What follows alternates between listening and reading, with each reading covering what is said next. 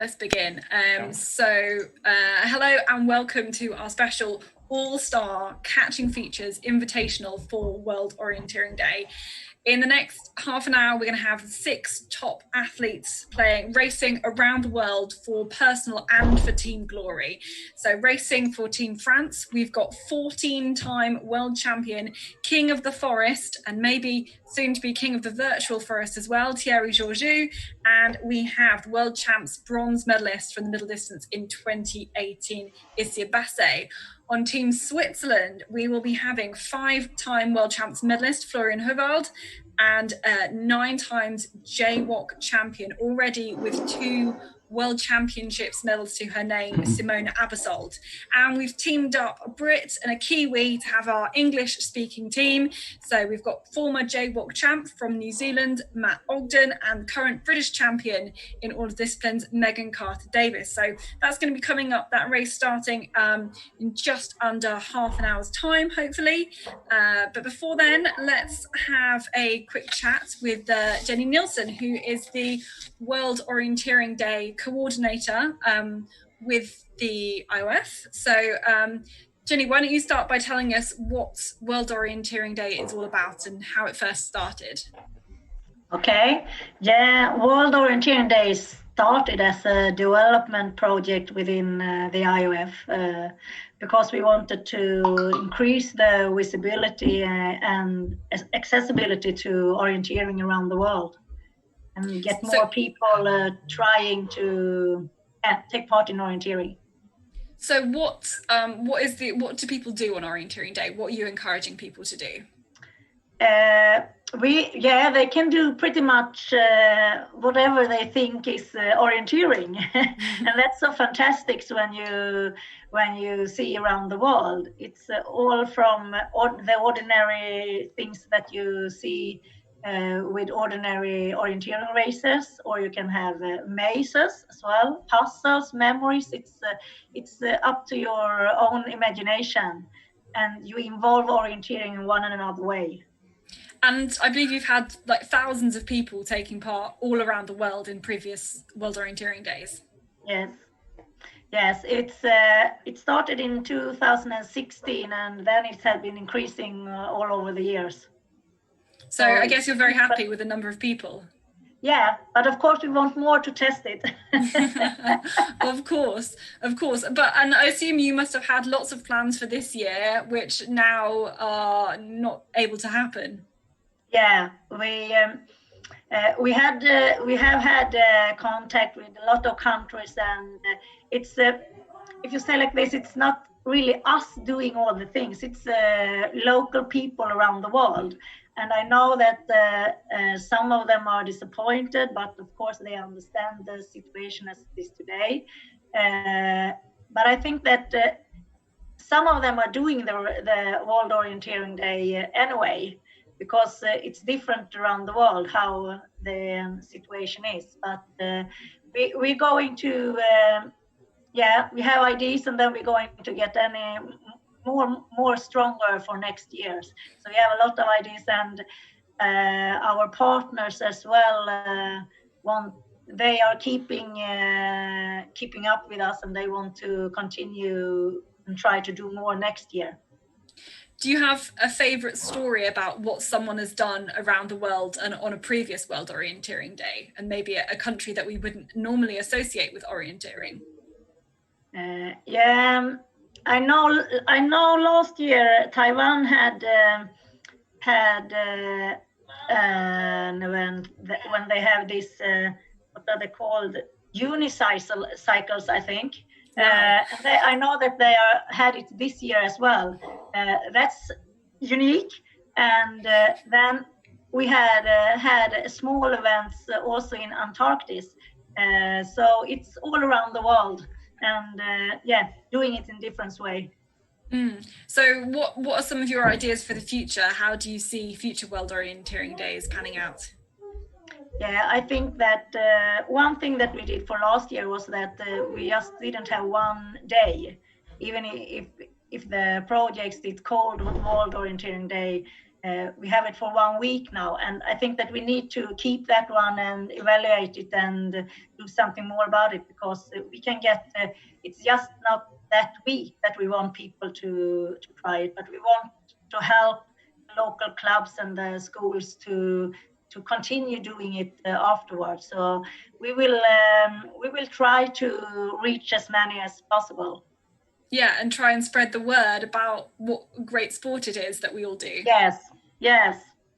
Absolutely. Great. Well, thank you very much, Jenny, for joining us. So we're going to move on now. And part of World Orienteering Day, what the things we're doing here on Lockdown Orienteering is Hector Haynes has been chatting to various different orienteering greats.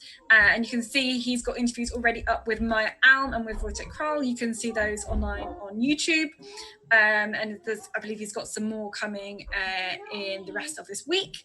But before we get the race underway, so let's hand over to Hector, because have we got Thierry Gueorgiou on the chat as well at the moment? So we can get some chats to them. Yes, I can see Thierry's up. So over to you, Hector and Thierry. Thank you, Catherine, and thank you, Jenny. Thierry, can you hear us? Thierry? Yeah. Thierry, of course, needs no introduction. He's a man of many medals. He is, of course, the king of orienteering, and he has probably the best wallpaper of all of us tonight. Thierry, welcome to the show. How are you doing? Hey, nice to hear you. You get me or? Yeah, we can hear you. We can hear you. Okay, Excellent. Thierry, everyone knows who you are. Everyone knows of your incredible achievements. Not so many people know now, of course, what you're doing after retirement. Tell us a little bit about the coaching that you're doing right now for the Swedish national team. How are they getting on? I mean, how many of your athletes are getting fat now? Yeah, so it was pretty quick. I mean, actually, I was already working for the Swedish team when I was still running walk. So my contract was starting 1st of August 2017. So, but I must say, like basically the last 2 years of my elite career, I had coaching in mind. So I was trying to prepare as well as possible. And it was pretty quick. So already like I think one or 2 months after World Championships in Estonia, where I ran the last time for the French team. I was in the World Cup in Latvia, so it was end of August. So it was pretty strange, like to wear the Swedish national team jersey when my only mission in my elite career was to beat them. So it was quite uncomfortable at the beginning, but luckily I had prepared for this. I was really, it was the right time of my elite career. I was 38, so it felt quite good, quite quick, and I must say they were also super friendly with me. Of course, very different culture, but I went quite quick in my new boots. So now it has been little bit more than 2 years, like almost 3 years now. Yeah. So, yeah, I mean, it's been great to see you take on that role of a coach. And of course, you're now a family man as well, which you can probably speak to as well. But tell us a little bit about now you're retired and obviously your coaching job, you're still full-time in orienteering, but how much training are you doing? How many hours of training are you doing now for yourself? And how much time do you put to your work now? Yeah, so for me, when I was starting coaching, I was coming from outside, from a different country, different culture. So I was trying to bring this with me, but I also set quite clear rules for myself at the beginning. Like I didn't want to compete anymore against my runners. So my only mission was like me, I'm really all in. So I was all in during my elite career. I was professional more than 15 years. And when I was starting coaching, I said, okay, I will really invest time in this. Like you are kind of a beginner. So you need to get respect from the owners, not only because of your achievements, but mostly because of your hours of work and things like this. So I was always approaching the same way as I did my elite career. So a lot of preparation, all the camps super well prepared, and I think I gain their respect this way. And like me, I mean, of course, maybe in 10 years I will think different, but no, of course, one of my strengths is I still can follow them in forest, and it's something I value pretty much because you see so much more things and you can really help them. And we run quite a lot with those 360 degrees cameras, so it makes the analyze afterward very valuable. But of course, you need to stay in quite good shape to be able to follow them. So yeah, it's many days where I just don't have time with the two kids. My two kids are under 3. All the working hours, I don't have time to train, but still I try to train at least once per day. Yeah.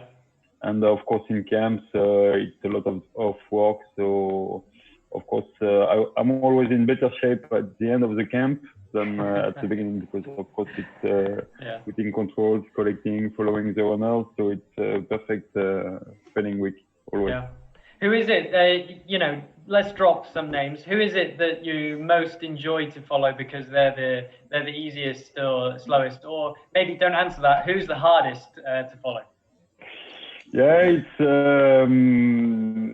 it depends very much where you are, in which kind of terrain, if it's a sprint or if it's in forest. I will say But are you always worried? Are you always worried when when Tove is lacing up her shoes and she tells you, "Hey, Thierry, I want you on my back today," and do you worry then? At the moment, it's still okay. I must say. I'm more in trouble with the guys. So you can ask me the question again in 3-4 years. Yeah. But I think the challenge, of course, the other thing is to follow one of our top guys for a full sprint. Because already at the end of my career, I was not putting so much focus on sprint. But I must say, I realized quite quick when I was a runner myself, I was sometimes very frustrated when someone I had never heard before could follow me in forest. And I was, I should be really in bad shape or things like this. And then you realize quite quick, it's so much easier to just run behind the back without reading the map at all. So actually, it's completely different when you follow someone and you don't have so much to read the map than being in front and doing the navigation. So hopefully you can do this 3-4 years. Yeah, I mean, my experience with following Swedish athletes, I can tell you a little story. I mean, now that I have Johan Runesson as a coach, of course, he's the coach for leading our orienteering club, the club that I'm part of. It's incredibly hard when if he's going down a hill, you get blown out because he is incredible downhill. I think he's got a little bit of a weight advantage on me, of course. Maybe you should help him with that, Thierry. But no, I'm joking, of course, although he does like burgers and things. We'll carry on. That's a smaller side. Anyone watching, they should be, I hope, enjoying the show so far. Of course, you can ask Thierry a question. Just drop it into the Twitch chat. You can also post it on our Facebook. We'll get around to those at the end. Thierry, it's a competition, and we've got you competing later in catching features. But what I've been doing with everyone else so far, we've been doing a little photo orienteering kind of game quiz. So what I've got with me here, I've made a small presentation. I've only made 3 questions for you to keep it short and keep it sharp and keep it interesting. But I'm going to share my screen if you can see it, hopefully, and then you'll answer these questions. What we want is we want the year, and we want the place, and then perhaps a little chat. So can you see this? Yeah. Okay. Do you remember where this is? Not 100% sure. Might be the last walk, maybe in Estonia. Mm. Yeah. No, I think that's exactly right. So yeah, what are you doing here? I mean, you're saluting to the crowd, but do you remember? Yeah, it was very emotional, I must say, because of course, every sportsman want to end at the top, and I had decided to tell it a lot in advance, almost full year before that it was going to be my last championship. So of course, you do everything for the last time. Yeah. So it's very emotional, and when you manage to handle all this, and what was very special that day, it's I really enjoy it. Of course, it was tons of pressure, and I knew I would get just one chance, but still I was happy when I woke up.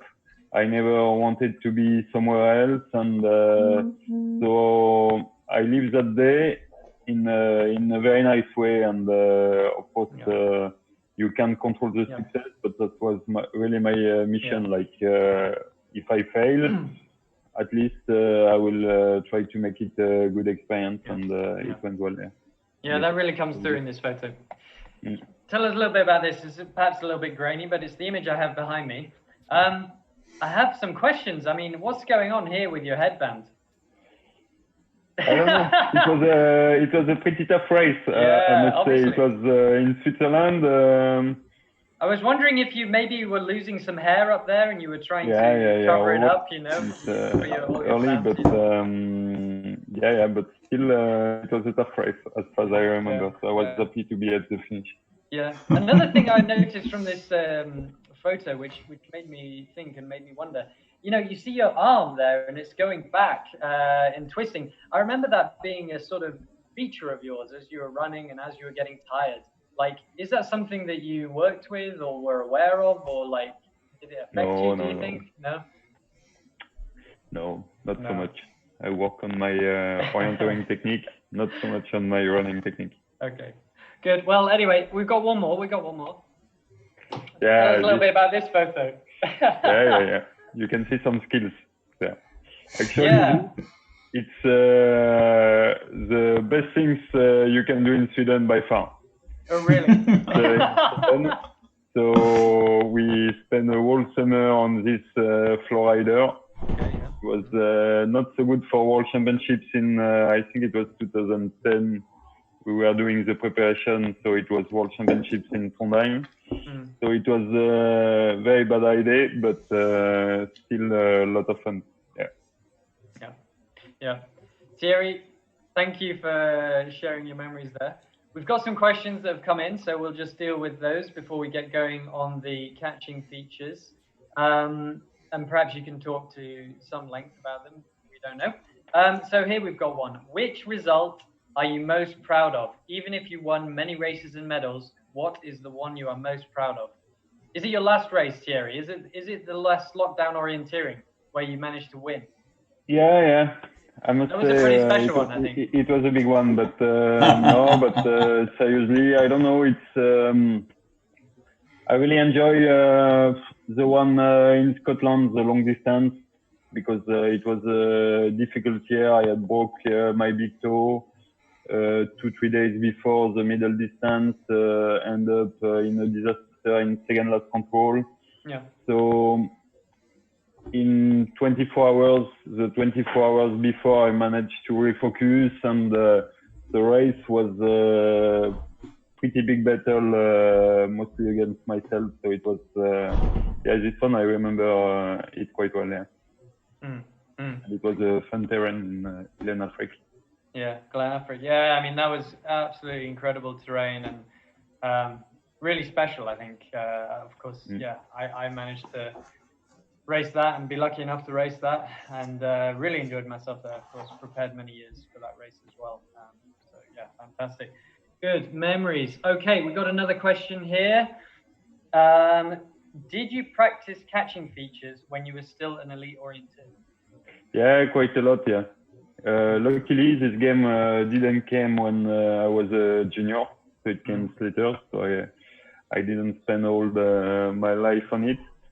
So, but every time I got injured quite seriously, more than a week, of course I was playing it quite a lot, because actually I think it's when you are injured, it's the closest things you can do for orienteering, and I really think you can benefit from it. Yeah, for sure. Okay, we got another question here. There are plenty of questions coming in. If you still have more, of course, you can add them to the chat, but we've got another one here. How difficult was it to make the decision to focus only on middle distance in your last World Championships, despite the fact you had your best results? Actually, it was a hard one, because well, clearly the middle distance is always what I have enjoyed most, and that's also one reason why I was good at it. It was like fun to prepare, and I really enjoy it. But actually, at the end of my career, it was so much easier to perform in long distance, because I think I really had developed so good endurance, and it was a lot less stressy. I really think, like, if you are super well trained, of course, it doesn't come easy, but I think at World Champs, it's not that many runners who you see, like, I think between 2008 and 2016, it was always the same top three in the top of the long distance. So it was Daniel, Hugman, Olaf, and me. So it means, like, it's a lot easier to get a top result in long distance than in middle distance. Of course, you need to train. So I felt, of course, my best chance might be in long distance, but still I wanted to leave the floor the same way I get in back in 2003. So it was, I think it was a risk, but it's what I wanted.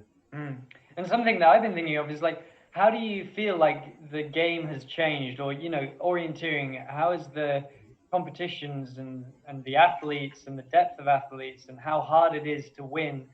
Do you feel like it got easier or got harder, or, you know, World Cups has more different feel to them by the end of your career? Yeah, I think it's super hard to say, to answer this question. I will say what has changed the most, it's the sprint. Like, now we can really see there are some some specialists. So I mean, me, when I was good in sprint, it was mostly the forest runners who were focusing a little bit more on it. So I will say, like, naturally, the level on sprint has increased, but in the other distances, it's very hard to say. Like, it depends so much of the terrain, as always. Like, I feel like for me it was a lot easier in continental terrains, detailed continental terrains, than in Scandinavia, and it's always like this. I mean, still now it's if you look World Championships, or it's hard to beat the Scandinavian in Scandinavia, and when they come in Switzerland or somewhere else, of course they are weaker. But I mean, in terms of your career, you've been incredible to lift the whole French level, I would say. Would you, is that a fair statement? I mean, not just the French team, but, you know, I mean, the Czechs have always been good, but their level is now super high. And so other national teams, we're not just looking to the Scandinavians to win medals anymore, are we? There is a certain, like, strengthening in the depth of orienteering. And in particular, I think, like, between the men and the women, it's getting more competitive the whole time, do you think? Yeah, for sure. It's the good things in France. It's like we were a very small group, so it was basically like a family in middle of 90s, and we grew up together, developed, push each other, compete every single day.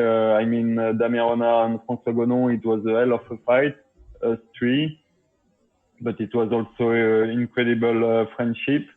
So we managed to push each other all the time. Without them, I will not have make it to the top, and without me, they would not have reached that place. And at the same time, little by little, Philippe Adamski and nowadays Frédéric Tranchant or Lucas Basset, and we see it also with Isia, Basset. Like it was always one guy. The chance of the French team was like we were so little that one guy always had a chance to run at walk and learn from us. And it came together always. One was dropping, one was coming. So it means like we were competitive. We were like 4 or 5 runners, but those runners were pretty good. And like I can really see it when I'm coaching the Swedish team. It's a lot harder because like they really compete also against each other to get a spot in the team. So it's also us in French team, it was a family, so it was very, very little competition against us, except at training. But the atmosphere was crystal clear. And so this, it's of course, it's one of the strengths of the French team. Yeah.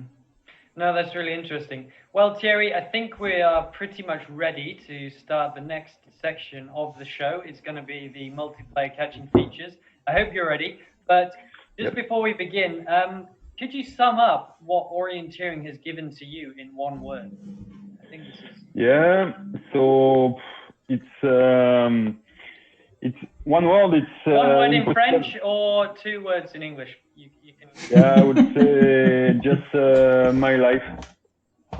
Your life. Because it's just how people see me, and I mean, still nowadays, 18 hours of my days are still about orienteering, and it has been my main focus for the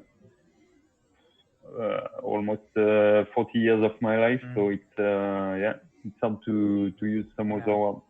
Yeah. No, incredible. I mean, I think everyone watching and everyone, who knows you and who's seen your contribution to the sport can really appreciate the amount of hard work and the amount of effort that you've put in through your career. And it's really incredible that you're still going, still giving everything full time into the sport, developing the sport, helping keep the sport together, coming on shows like this tonight. I mean, of course, without you here tonight, probably would have like 2 people watching right now. Maybe less. Nobody wants to listen to me just yabber on all the time. But Thierry, thank you. All the best for the catching features that's coming up. Hope you can do your best, and we'll try. Bring it home for the French team. Of course, I'm not going to be cheering for the French team, but I wish you all the best all the same. Give you a sporting chance and that. Shall we go back now to the lockdown orienteering?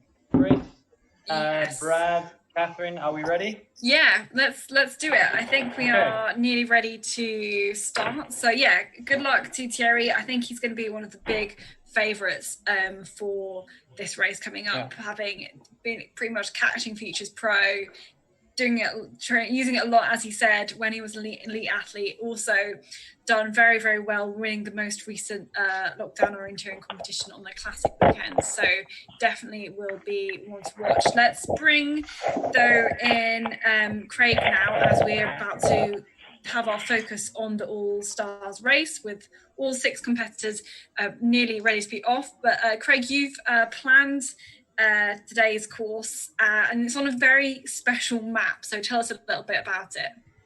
Yeah, this map is, it's absolutely unreal. I can see that Colour is in is watching the stream at the moment. He was the one that made the map. It is something to behold. So the general idea is that it is 6 maps from 6 different continents, and each continent has its own island, and they're all connected by bridges. And getting to plan a course on it was was really, really fun. It's it really is something. Pretty crazy. Yeah, it just flashed up on the screen there on the live stream. We saw it for a second. Hopefully, we can get that back for all the listeners. But Catherine, can you take us through the images and the maps that we've got here? Yeah, well, we've got the 6 islands. We've got one from New Zealand, Rimmer Mission, Sand Dunes in Auckland. That's the one in the east of the map, I think, the last one that they'll go to. The one in the north is from Norway, Solmarka, near Oslo. We've got the one in the very south is an area in Japan, very, very tricky. I think the one in the middle is our North America one, sorry. That's from California, given to us by the California O-Fest. And we've also got the one in, I think the one in the northwestmost map, that's from Chile, and an area called Yema.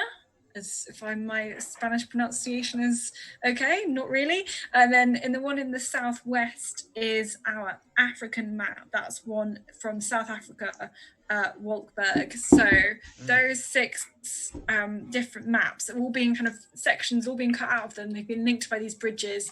The competitors have been warned not to go too close to the water because there's a possibility they can get stuck there. So that's going to be quite an interesting one.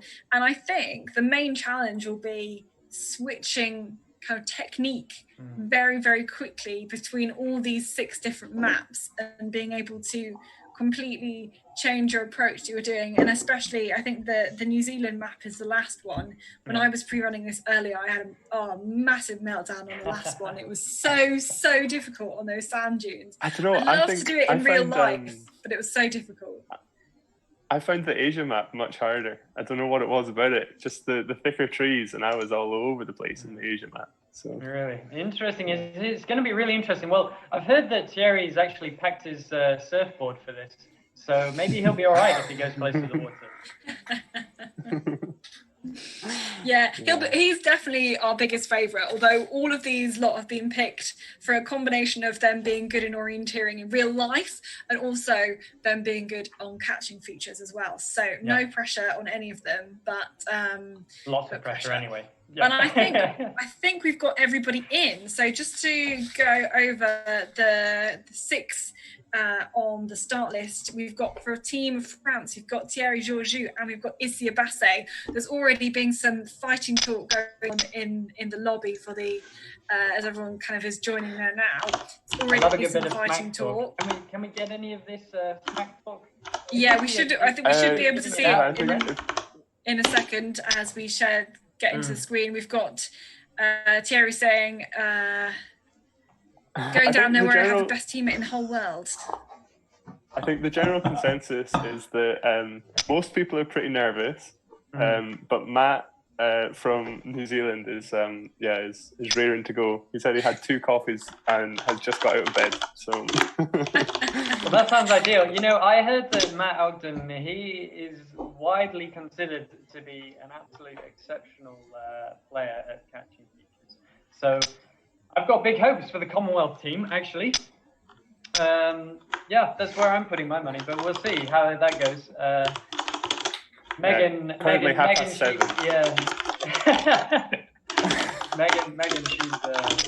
she's obviously very good. What else is going on now? Tell us. Goodness me, it's all going on with people saying stay away from the water. It's all about following. I'm not sure you'll be able to follow the whole way around. It's not very open, but I think are we ready to begin the ready to begin, introduce everybody? The Swiss team.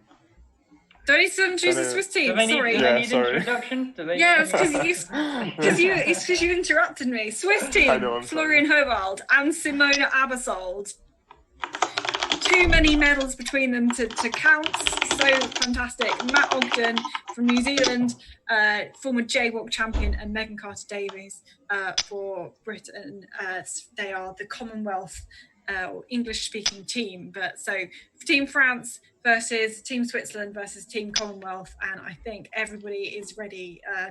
Thierry's saying he was born ready. So Florian Howald saying Switzerland are ready. So let's get this underway on this very special all-star Thierry coming in. Features Invitational. Thierry is in the form of his life, just off the back of a win at the weekend. So yeah, we'll see. We'll see if he can continue this. Maybe he's fatigued though. You know, does Thierry have fatigue? I don't. Well, he hasn't won all news. the catching feature competitions. He is beatable in catching features. Yeah, but only if you're like a 14-year-old. Yeah, if you're a 14-year-old, give him a pretty good run for his money. He did indeed. Okay, we're ready to get underway. Hopefully no one will get kicked off, but I feel that might be commentator's curse saying that. In fact, I think I've been kicked off. I've got the map. It's fine. Don't worry about it. This happened the other day as well, so we'll try and have another go.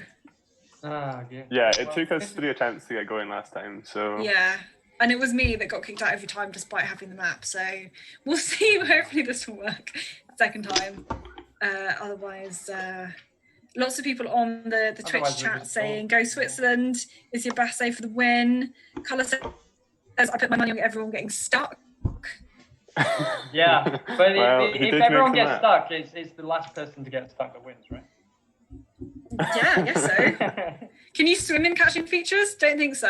No. You can. Can you? Okay, we're actually off. All right. We're underway now, already on this. So everybody going pretty straight to number 1. Here we are. I think this is the North America map. So this is the one from California. Yeah, it's really, really hard to see. The visibility is not very high in North America. No, not really. But Matt Ogden is the first one to get there, followed by Megan Carter-Davies. So Team Commonwealth straight in already. Some people having a little bit of a trouble there. Isia Basset is the last one to that control, but the rest are going very, very strongly all the way to the second control already. So control 2, first sort of route choice leg, you can either, so you're going from North America to South America, you can either take a trip through Asia and Africa, or you can just go straight over the bridge.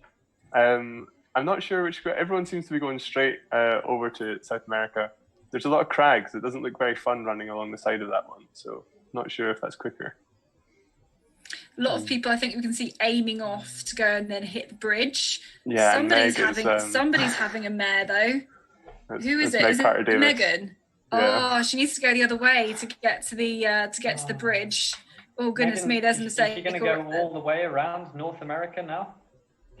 No, she's gone back now. She's in the right way. She needs to stay reasonably close to the water though to get onto the bridge. She's just almost about to miss the bridge again. There we go, onto the bridge. Let's have a look further towards the front. And Matt staying out in front, on his way to number 2. He's gone down the really steep section, which is really, really slow. And Thierry going around the outside on the slightly less steep section looks like he's gaining a lot of time. I think he might swoop in and get to 2 first, even though he looks slightly further away currently. Yeah, Matt is currently trying to get up the really, really steepest bit, and then Thierry now goes into the lead at this point as Matt Ogden's still trying to climb up that slope. But so yeah, route choice there. We saw from the weekend that the open areas do seem to bring the pack back together again. You can see a lot further. The orienteering is a lot easier. So we might see things come back together again. But Thierry, a little bit of a gap on everyone else currently. Continuing his run of form. Made really, really good route choice. Who thought you'd have route choice on catching features when normally the rule is straight is great. Absolutely, the straightest you go is the best. But that route choice really proving to be important. And I think so. Thierry now at control number 4 as well, as we see Florian Howald has just punched the control 3. Matt Ogden is shortly behind. Then we've got Simona, Aebersold, Isia Basset, and then Megan Carter-Davies. Simona's just punched the 3rd control, but Isia and Megan are a lot further. In fact, they're really close together on their way to control number 3 now. And I think that the mistake for Megan was not being able to find the bridge coming off that first island. Very, very tricky, but a lot more tricky tasks still to come. I think we've got some route choice now to control number 6 as well. Yes, yeah. So Thierry choosing to go back through North America to get to Asia. It looks like Flo is going round via Africa. Classic. But yeah, Flo and Matt look like they're going off to the right to take the right bridge, whereas Thierry, as per usual, it always seems to be Thierry. Whenever there's a route choice thing, Thierry's always the one off on his own, doing his own thing. And it works. you can't knock him for it. He seems to make it work. So yeah, we'll see how this one plays out. I think this time he might have taken the slower route, but yeah, we'll see. We'll see what happens. Well, he's now into Asia, so yeah, doing pretty well. And it's quite a nice exit down from Control 5. You're just going all the way straight down the hill to the bridge. Maybe a bit easier than having to kind of go by all the cracks, but we'll see by the time they get to control number 6. Now, this is an area in Japan. It's really tricky, and especially with the low visibility bits, you can be on the top of the hill and you can really it's really easy to make parallel errors in terms of which spur and which re-entrant you're in, as I found this afternoon trying to failing to pre-run the courses. Yeah, it's really, really difficult. So we'll see now on the next split as Thierry's about to reach control number 6. What Has the that gap legs closed? I don't think that gap's closed very much. We'll see when it comes up on the splits. I think it might have done a little bit. Might have closed a little bit. It's hard to tell, but 2 seconds, isn't it? Matt Ogden was 2 seconds quicker than Thierry Gueorgiou, and Florian Howald was 20 seconds slower. So yes, not the best. Well, pretty equal, I guess, then, in those two, but maybe better executed by Matt Ogden than by Florian Howald in that situation. Maybe when you're chasing something, much easier to catch up.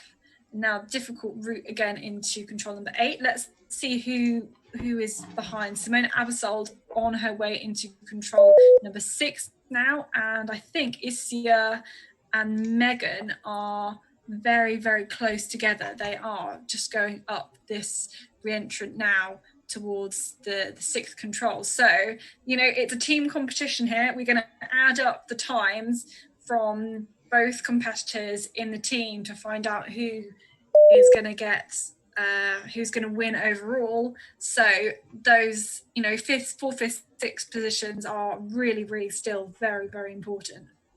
Yeah, it's funny seeing them kind of split up into 2 groups, although the front group of 3 has already sort of spread out as well. Everyone's, it's a lot more spread out than what we're used to on these catch and features races.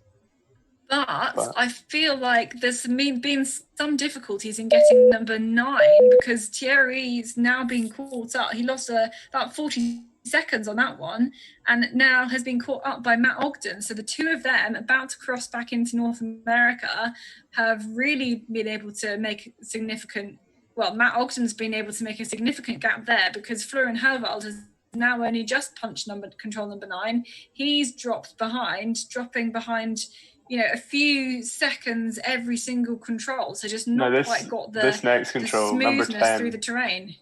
This number 10 control is super vague. There's virtually nothing to go on. You got a couple of boulders just before, which might help you zero in on it. But yeah, it's easy to miss this one. I found the crag above it so many times, and then was trying to go take a compass bearing from the big crag, and it was about my 4th go that I managed to find the control. It was so difficult. Here's now an interesting possible mistake from Thierry, dropping down far too low on this point. I think he might be listening into my commentary, so I better be careful actually what I say. But we know that Matt has managed to find control number 11 already, and this is a big mistake from Thierry Gueorgiou here, as he just went far too low to control number 11. Although Matt's made a mistake on 12. That's a pretty interesting one. And then he's also, oh yeah, Matt's made a mistake on 12. Florian Howald has caught back up some time. So now, the gang's back together. Had gone back into the lead. He's now back into third place. So everything is happening here. This is fantastic. That we can see this all changing so much. Looks like Isia's been dropped a little Carter bit. Davies has overtaken Isia Basset as well. Sorry? Yeah, Isia has been dropped off the back a little bit. That battle for fourth place is not over yet, although it looks like Meg's making a little bit of a wobble going up to number 10 on the very vague slopes. Now, I found this last section so difficult in Australasia. This is New Zealand Rimmer Mission, these sand dunes near Auckland. I would love to run on here in real life, but in catching features, it's so hard to see all the contours and everything. You really have to be so accurate on the compass in order to get them. But it looks like Thierry Gueorgiou is still in the lead. The three of them are right on top of each other again. I can't believe how they got so spaced out, and then everyone's been making little mistakes here and there, and they're all back together again. They are Look at that, so 3 abreast going into together. the second last control. They are on top of each other. And so the second last control, we have Thierry in lead, and then pretty much at the same time, Matt and Florian. So this is so close now into the last control, and the finish is going to be seconds in it. So we have at the last control, takes it. I think Matt's just taking it. Goodness me, by 8 seconds, and then another 11 seconds back to Florian Howald. So I'm going to start writing these down, and we will do some quick maths. But let's go have a look back and see what it looks like the women are doing. Simona making a little mistake on this first control in New Zealand. She has quite a big gap to the other two. Looks like Meg is also. Yeah, it looks like Meg and Isia are having trouble with number 12, but Simona having trouble with number 13. So we'll see if the three of them can end up back together. Yeah. I find if you get lost in the New Zealand area in Australasia, it's so difficult to relocate again. There's just bumps everywhere, and none of it seems to be obvious enough to call a feature. Yeah, that's why I found it so difficult. I managed to find 13, 14, no problem, and then just couldn't do number 15. How's everyone getting on? Oh, Isia's on her way to 13. Meg's still looking for 12. It looks like Simona might be on her way into 13 as well. So the two of them getting pretty close again. Oh, she's missed it. Wow, look at that. Simona just going straight past it. Unbelievable. That's the tricky thing about this area, is because the trees are like quite dense, it's so that you don't see the control for very far. She's gone, I can see, no, she's gone back out. She's going to try to go back out to the bridge and just take it again. I think that's definitely a good idea to do that, because trying to relocate in that area is so difficult. Has anyone got number 12 yet? Oh, yeah. They have got number 12 now, and trying to take number 13. So I think Megan just coming off the island of North America, crossing the bridge now. Isia a bit further ahead, but also making loads of mistakes on the way to control number 13. This is where you have to be so accurate on the compass, I found, to be able to get these controls and being able to relocate. This is all going to come down to these last 4 controls to see who's going to get there. Isia is so close, hasn't managed it. I don't know whether she's listening. We'll try not to say too much. Megan's coming in off the bridge to try and hit this. She's on a good line at the moment. Got to make sure you head to the kind of the top of the hill and then over the other side again using that. So very, very close there. Oh, she's missed it. No, just going the wrong way, not quite gone far enough. I really found the scale. So I really found the scale really, really hard. Oh, I think some people have got it now. So Megan and Simona both have it. Isia is somewhere on top of a hill trying to figure out where she is, I think. This is going to be really tough. Megan gets number 14, just seconds ahead of Simona Aebersold. And there's still 2 more controls to go. And seeing how close the men's was, I'm pretty sure the winner of these 3 women is going to win it overall for their team. Yeah, definitely. Simona is having some directional issues, I think. Megan is on a line to doing okay. Isia, I think, is still on top of the hill trying to figure out what is going on. Simona now looks like she's on a better line maybe to this control. So close. And this so close to this control. I think she just missed it very slightly. Megan, though, has punched the control. She's got number 15. Simona's gone too far. She must have been meters away. Megan again, good line to 16. And if she gets this one cleanly, this could be a win for the Commonwealth with this result. She's got number 16 and is also into the finish.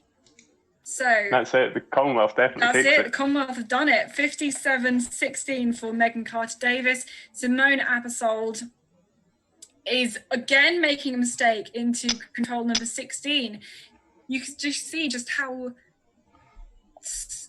small, how close you can get to the control and not see it. That's really what I think has made this last section so difficult. I think she's now just got it and into the finish for Simona to finish there in 59-29. And then we have Isia is still on her way to control 15. So she managed to relocate, get to 13 and 14, is going on her way back to 14 now, and is trying to stay on the right line. Oh, this is so difficult. But we can say that means that's a win for the Commonwealth team, 2nd place for Team Switzerland, and 3rd place for Team France. Goodness me, I can't believe how close the men all finished together. Yeah. I like, considering how spread out they were going through Asia, to then all end up right on top of each other again at the end. And the same with the girls as well. They were all super close coming into this last section, and then it was all kind of decided right at the end. Yeah, and even I mean, they were very split up, even towards the beginning section, with kind of Megan struggling to find that bridge going over, and then they were super close, as you said, going into the last island. And this one has just proved to unstick everybody, and is so tricky. Are we gonna keep watching Isia, or are we gonna put her out of her misery? Simona says she was totally confused, those steep hills, happy with her race until the last map. Just goes to show that all the guys are game-playing geeks. Megan says she got confused with 15. It looks so much steeper than the map. Wowee. Yeah. Maybe we should go back and have a look at some of these splits. I mean, Matt, in the end there, you can see from his splits, he won every split from 13 to 17. I think that really helped him, didn't it? I mean, he pulled himself way back up there. Those. Yeah, I think, well, he managed to just kind of, definitely legs like 10 and 11, some of those, he's just managing to kind of creep up on Thierry each time and allow them to be close together on the last bit, but just managed to pull it together on the final one. Can we have a look at 8 to 9 again? Because I think it was crazy how much time it seemed like at control 8 there was still quite a big gap between Matt and Thierry, and then going over the bridge from 9 to 10, suddenly they were right on top of each other again. So we can see the splits now from 8 to 9 on the Twitch screen here. Yeah. What have we got? We've got at leg 8 there's 23:41, 22:58. So Matt Ogden was nearly a minute behind, a good 50 seconds or so there behind Thierry. And then they're so close at the leg 9, just 3 seconds in it. So. Has Isia made it now to the finish? Yes, she has now, Right, 72.10. So I'm just trying to look back over some of the controls 8 to 9, and this is But yeah, I think it's just it just seems to be a slight route choice thing on 8 to 9. Thierry drops a little bit lower and goes over some of the crags, I think. Yeah, I don't know. There doesn't seem to be very much in it when you. Yeah, we're looking. Yeah, I think going by the crags slows them down, maybe a bit confusing. Yeah. Are we watching the replay now? We're watching the replay on the screen, are we? Oh yeah, we can see now on screen 7 to 8. 7 to 8, yeah. Oh, sorry. And going around, through 9, where you can see the difference, kind of the different routes that people were going. So you can replay this leg 8 to 9 again, and see what happened there. And yeah, we can see Thierry's way ahead here. He's up the slope a little bit to the left of the line.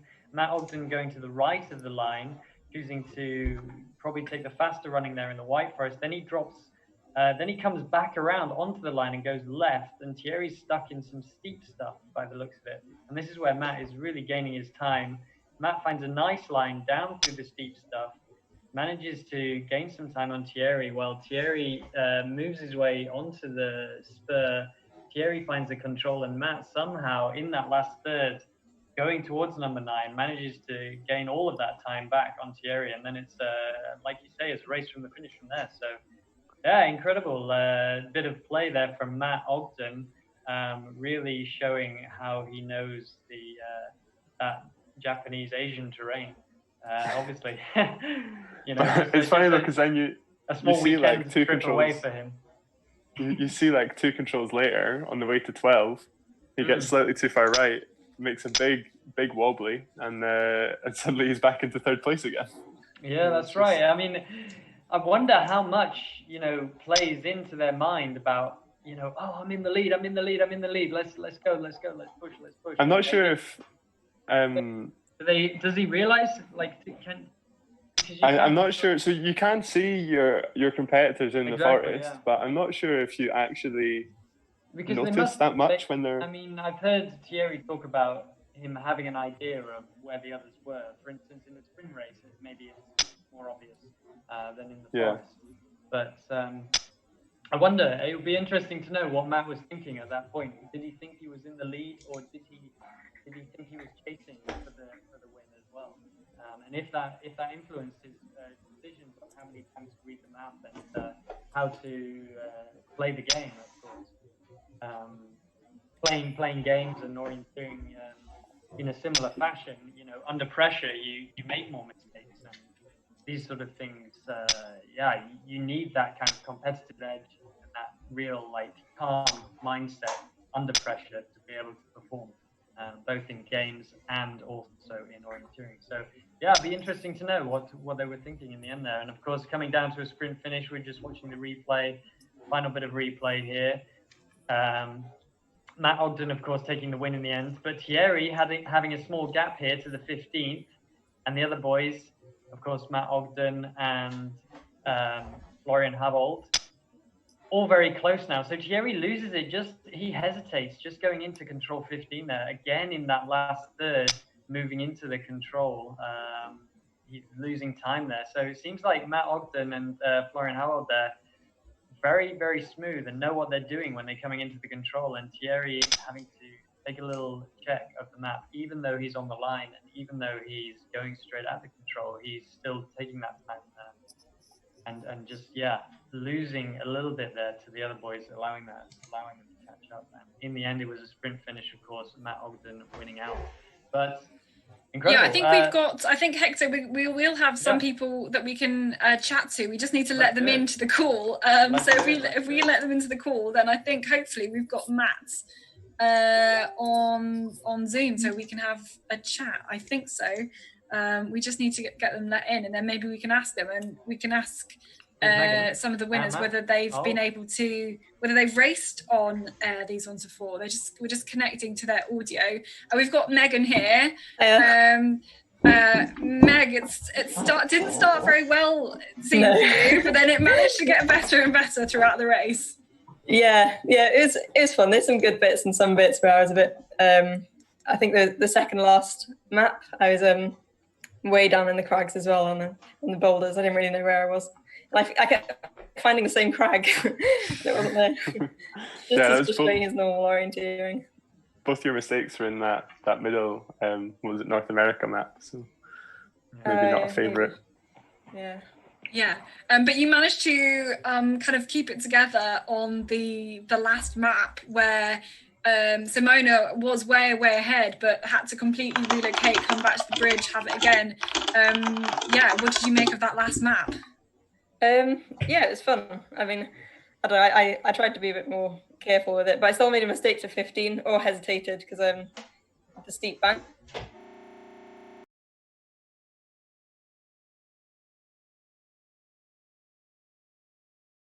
Yeah, we'll just keep talking a little bit amongst ourselves, I guess, and I can just watch the stream here to my right. Right, cheers for organising, guys. Good fun. Yeah. No, we're live again. Should be well. Hang on, there's nothing showing up on my screen, but it says it's live. Yeah, I think hopefully we're back. Let's go back to Matt, and you can say again. Did you have like a favourite terrain from that selection? I was pretty disappointed we didn't go into Europe. That looked pretty cool. But I guess home is where the heart is. So New Zealand terrain is obviously probably the one I enjoyed the most. But it was quite cool going into Asia. I've orienteered there before, so that was fun. And do you have a catching features secret? What is the skill that you think that means you've really nailed this catching features? Too much spare time, I'd say. I think it's quite... two copies, mate. Yeah.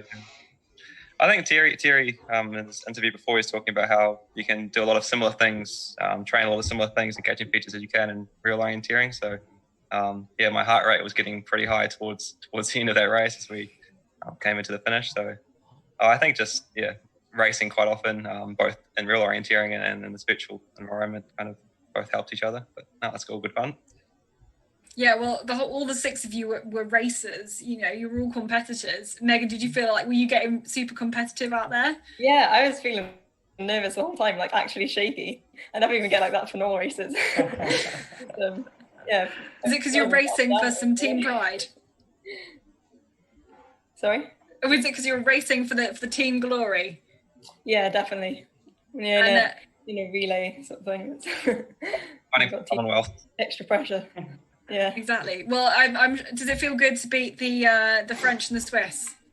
Yeah, I guess it's always good to win. Any last questions from anybody else? Hector?